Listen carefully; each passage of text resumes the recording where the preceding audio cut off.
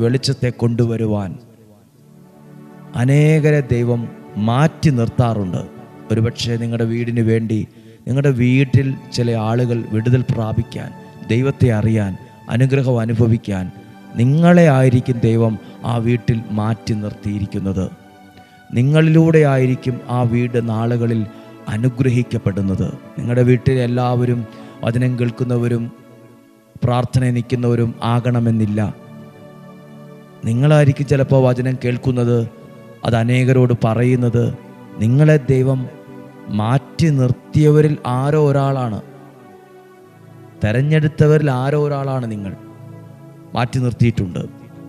5-ാമത്തെ വാക്യം, അപ്രകാരം തന്നെ കൃപയാൽ തെരഞ്ഞെടുക്കപ്പെട്ട ഒരു അവശിഷ്ട ഭാഗം ഈ കാലഘട്ടത്തിലും ഉണ്ട്. ഈ കാലഘട്ടത്തിലും അങ്ങനെ ദൈവം മാറ്റി നിർത്തിയവരുണ്ടെന്ന് അത് എഴുതിയിട്ടുണ്ട്. കൃപയാൽ തെരഞ്ഞെടുക്കപ്പെട്ട ഒരു ഭാഗം, ദൈവത്തിൻ്റെ കൃപയാൽ തെരഞ്ഞെടുക്കപ്പെട്ട ഒരു ഭാഗം ഈ കാലഘട്ടത്തിലും ഉണ്ട്. ദൈവം തെരഞ്ഞെടുത്തവർ ഈ കാലഘട്ടത്തിലും ഉണ്ട്. അതെന്തിനാണെന്നറിയോ? ദൈവത്തിൻ്റെ വചനത്തെ അനേകരിലെത്തിക്കാൻ, തകർച്ചയിൽ നിന്ന് അനേകരെ ഉയർത്തിയെടുക്കുവാൻ, മരണത്തിൻ്റെ നിഴൽ വീണ താഴ്വരയിൽ കൂടി കടന്നു പോകുന്നവരെ രക്ഷിക്കാൻ, മനസ്സ് തകർന്നവരെ, തളർന്നവരെ, ജീവിതത്തിൽ പ്രത്യാശ നഷ്ടപ്പെട്ടവരെ, വലിയ കടക്കണിയിലായവരെയൊക്കെ രക്ഷിക്കാൻ, അവർക്ക് വേണ്ടി പ്രാർത്ഥിക്കാൻ, അവരെ പ്രതീക്ഷയിലേക്ക് കൊണ്ടുവരാൻ കൃപയാൽ തെരഞ്ഞെടുക്കപ്പെട്ട ഒരു ഭാഗം ഈ കാലഘട്ടത്തിലുമുണ്ട്.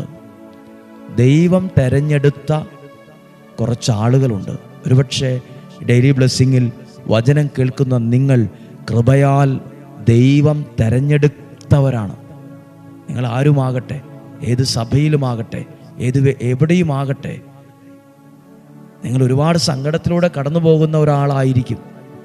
എന്നിട്ടാണോ ദൈവം തിരഞ്ഞെടുത്തിട്ട് ഈ പ്രശ്നങ്ങളൊക്കെ എന്നൊക്കെ ചിന്തിക്കുന്ന ആളായിരിക്കാം.